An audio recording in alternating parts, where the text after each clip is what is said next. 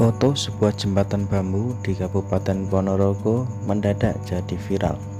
Jembatan bambu itu membuat banyak orang keheranan karena dalam narasi di media sosial, pembangunan jembatan oleh Pemkab Ponorogo itu dikabarkan menelan anggaran hingga 200 juta.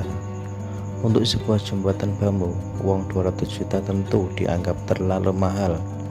Lalu bagaimana cerita sebenarnya dari jembatan yang menghubungkan desa Pandak dan desa Bulak itu? Oke, sebelum dilanjut videonya, putar dululah intronya. Aku suka susunya hingga tetes terakhir.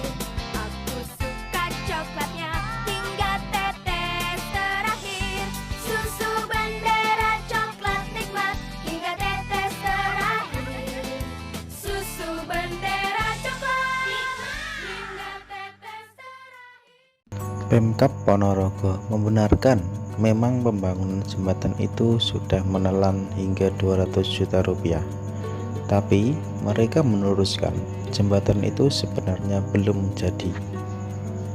Kepala Dinas Pekerjaan Umum dan Perumahan Rakyat Kabupaten Ponorogo, Jamus Kunto, yang meluruskan permasalahan ini.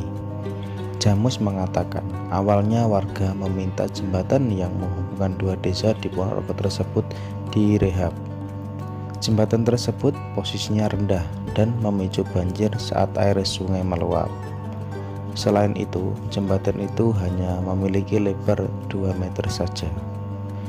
Setelah menerima usulan warga, Bapeda meminta DPUPR menghitung kebutuhan anggaran pembangunan jalan tersebut atau pembangunan jembatan tersebut. Setelah dihitung, kebutuhan anggaran untuk rehab jembatan tersebut sekitar 500 juta hingga 600 juta rupiah. Namun, anggaran yang tersedia saat itu hanyalah 200 juta rupiah saja.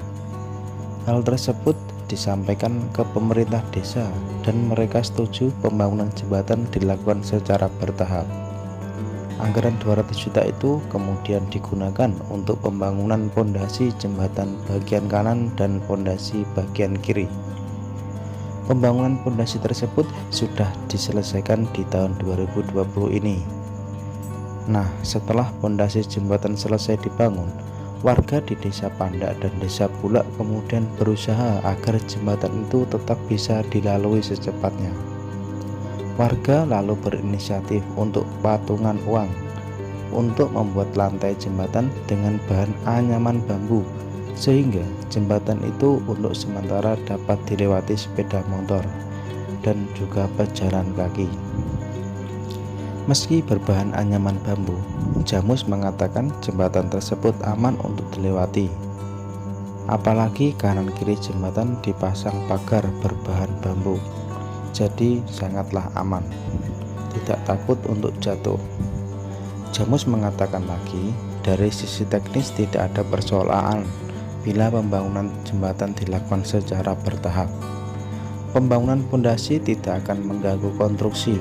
Untuk kelanjutan proyek itu menjadi kewenangan selaku OPD perencanaan pembangunan. Diharapkan kelanjutan pembangunan jembatan ini akan segera dilakukan pada tahun depan.